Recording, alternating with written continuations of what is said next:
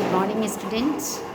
मैं Zarfisha Zaidi SPC government college Ajmer से। ये फ़िलासफ़ी वेस्टर्न फ़िलासफ़ी की सीरीज़ चल रही है जिसपे हम अरस्तू की बात कर रहे हैं। आज अरस्तू की मेटाफिज़िक्स पर हम बात करेंगे। मेटाफिज़िक्स जो शब्द है वो अरस्तू का दिया हुआ नहीं है। अरस्तू ने इसके लिए फर्स्ट फ़िलासफ़ी नाम दिया, प्रथम दर्शन। और प्रथम दर्शन या फर्स्ट फ़िलासफ़ी से क्या मतलब है? क्योंकि इसका सब्जेक्ट था जो मूल कारण है जगत का, उसका अध्ययन है ना। तो जो फर्स्ट कॉज है, जो एब्सोल्यूट या अल्टीमेट रियलिटी है, जिसे हम सबसे मूलभूत वजह मानते हैं संपूर्ण ब्रह्मांड की, तो ऐसी साइंस जो कि इस हाईएस्ट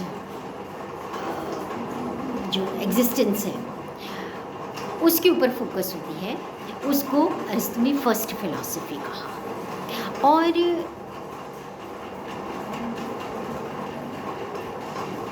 क्योंकि ये फ़िलासफ़ी ये एक ऐसी साइंस है जिसमें सबसे ज़्यादा जो अति सामान्य सिद्धांत है, जो यूनिवर्सल है, जो कि सभी जगह अप्लाई होता है, ऐसा नॉलेज है। इसलिए जितनी भी और साइंसेस हैं वो फर्स्ट फ़िलासफ़ी की सबऑर्डिनेट है, मतलब उनसे दोयम दर्जे पर है, क्योंकि वो जो रियलिटी है उसके किसी एक क्षेत्र के ऊपर बात कर रही है, जबकि जो फर्स्ट फिलॉसफी है वो बीइंग एज सच जो अल्टीमेट रियलिटी है उसके ऊपर बात कर रही है।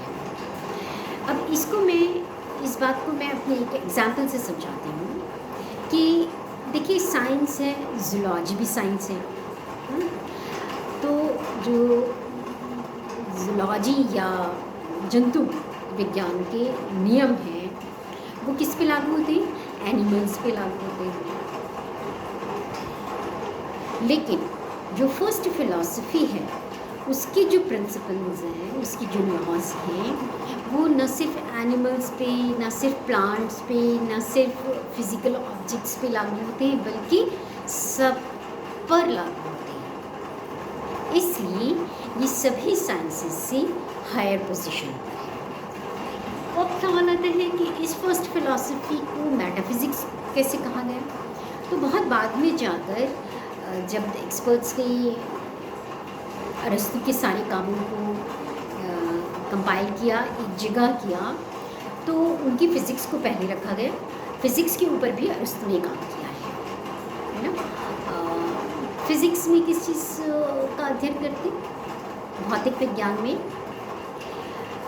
ये भौतिक जगत जिन नियमों से चल रहा है उन नियमों का अध्ययन भौतिक विज्ञान में किया जाता है, और अरस्तू का इसके ऊपर भी काम है। इसलिए पहले जिन स्कॉलर्स ने उनके काम को कंपाइल किया, संकलित किया, उन्होंने पहले फ़िज़िक्स रखा और उसके बाद दर्शन रखा। और क्योंकि वो फ़िज़िक्स के बाद में आया, इसलिए उसको फिर मेटाफिज़िक्स कहा गया। मेटा का मतलब होता है आफ्टर या बाद में, जो फ़िज़िक्स के बाद में आता है। अब हम बात करते हैं कि अरस्तू अपने मेटाफिज़िक्स में क्या कह रहे हैं, है ना। तो फिर इसका मतलब आगे चलकर क्या हुआ कि फ़िलासफ़ी में मेटाफिज़िक्स का मतलब है तत्व मीमांसा, और ये फ़िलासफ़ी की एक ऐसी ब्रांच हो गई जिसके अंदर परम तत्व, अल्टीमेट रियलिटी की नॉलेज हासिल की जाती है ना। तो तत्व मीमांसा का संबंध ही परम तत्व से है। अरस्तू अपनी तत्व मीमांसा में क्या कह रहे हैं? देखिए, उनकी मेटाफिज़िक्स की शुरुआत ही होती है प्लेटो के थ्योरी ऑफ आइडियाज़ की आलोचना से।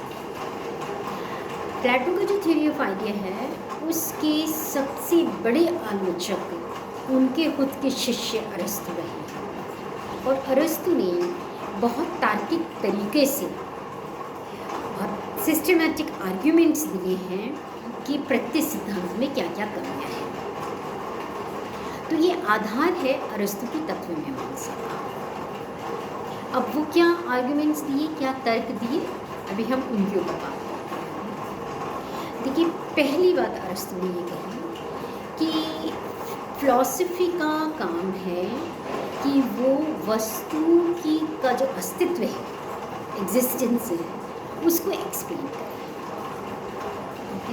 लेकिन जो थ्योरी ऑफ आइडिया है वो क्या कर रहा है, वो वस्तुओं के अस्तित्व की व्याख्या करने में समर्थ नहीं है। कैसे समर्थ नहीं है कि भाई आपने ये कह दिया कि एक आइडिया ऑफ वाइटनेस है ना, और यहाँ पर वाइट ऑब्जेक्ट्स हैं, और इस दुनिया के अंदर वाइट ऑब्जेक्ट्स हैं, और जो आइडिया ऑफ वाइट है वो ट्रांसेंडेंटल वर्ल्ड में है, और ये उसकी कॉपीज़ हैं। प्रत्यय सिद्धांत यही कह रहा है।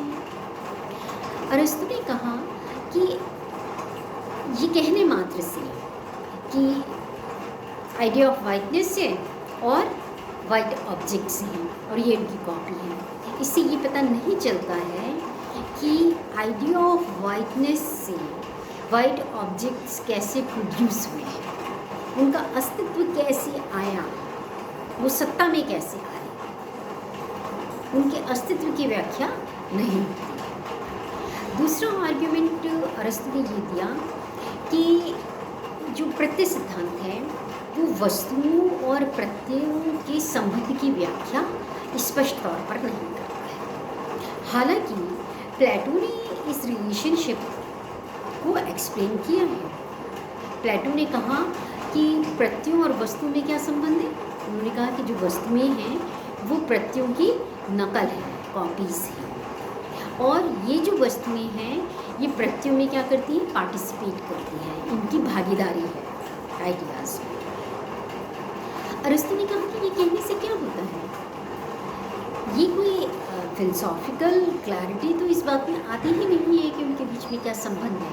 ये तो पोएटिक मेटाफोर है ना। एक कवि ने कुछ अपनी साहित्यिक भाषा के अंदर कुछ अलंकृत भाषा के अंदर कुछ बात कहती है, लेकिन एक दार्शनिक की तरह से इस संबंध की व्याख्या इस सिद्धांत के माध्यम से नहीं हो पाई है। तीसरा आर्ग्यूमेंट अरस्तु ने ये दिया कि प्रत्यय सिद्धांत जगत में गति की व्याख्या नहीं कर पाता है। अगर हम ये मान भी लें कि आइडिया से किसी तरह से भौतिक जगत की वस्तुओं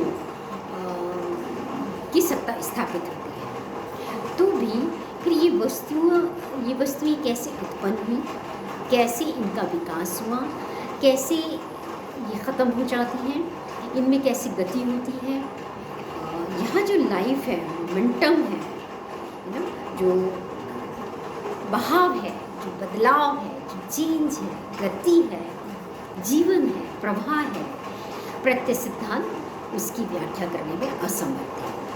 क्योंकि जो आइडियाज़ हैं वो खुद कैसी हैं, मोशनलेस है, इम्यूटेबल है, स्थिर है, जबकि जगत स्थिर नहीं है। चौथा आर्ग्यूमेंट अरस्तु ये देते हैं कि देखिए जो आइडियाज़ हैं वो प्लेटो की नज़र में वस्तुओं का सार तत्व है, इसेंस है, और जो जगत की वस्तुएं हैं वो क्या है, पर्टिकुलर हैं, और आइडिया जो है वो यूनिवर्सल है। तो इस जगत के अंदर बहुत सारे मनुष्य हैं और एक आइडिया ऑफ मैन है जो यूनिवर्सल है, जो इन जितने भी मैन हैं उनका इसेंस है, उनका सार तत्व है। अरस्तु ने ऑब्जेक्शन उठाया कि जो सार है वो कभी भी वस्तुओं से अलग नहीं हो सकता। वस्तु है ही इसीलिए कि उसके अंदर वो सार अंतर्निहित है, उसमें इंटरनलाइज है। इसी तरह से उसने कहा कि जो यूनिवर्सल है वो पर्टिकुलर में रहते हैं, वो पर्टिकुलर से अगर अलग हो जाएंगे, अगर सामान्यों को विशेष से अलग कर दिया तो ना सामान्य की कोई सत्ता रहेगी, ना विशेष की कोई सत्ता रहेगी। नेक्स्ट आर्गुमेंट अरस्तु ने ये दिया कि प्रत्यय सिद्धांत में थर्ड मैन फैलेसी है। अब ये थर्ड मैन फैलेसी क्या है? अरस्तु ने कहा कि देखिए, इस जगत के अंदर बहुत सारे मनुष्य हैं, ठीक है, और प्लेटो ने कहा कि एक आइडिया ऑफ मैन है, क्योंकि इन सब मनुष्यों के अंदर जो सामान्य तत्व है उसको आइडिया ऑफ मैन का नाम दिया प्लेटो ने। तब अरस्तु ने कहा कि जो आइडिया ऑफ मैन है और जो पर्टिकुलर मैन है, इसके अंदर भी कुछ कॉमन होगा, कुछ यूनिवर्सल होगा, उसको नाम दिया प्लेटो ने थर्ड मैन। और फिर थर्ड मैन और जो पर्टिकुलर मैन है, इंडिविजुअल मैन है, उसके अंदर भी कुछ कॉमन होगा, कुछ यूनिवर्सल होगा, और ये एक अनंत श्रृंखला चलती रहेगी और कभी भी हम इस प्रॉब्लम को एक्सप्लेन नहीं कर पाएंगे। एक और अंतिम आर्गुमेंट जो प्लेटो ने दी, प्लेटो की थ्योरी ऑफ आइडिया के अगेंस्ट अरस्तु ने दिया, वो ये था कि देखिए, फिलॉसफी ये करती है कि वो इस जगत के अंदर अनेक वस्तुएं हैं और फिलॉसफी इन वस्तुओं को एक्सप्लेन करती है, इनकी व्याख्या करती है। लेकिन प्लेटो का प्रत्यय सिद्धांत क्या कर रहा है?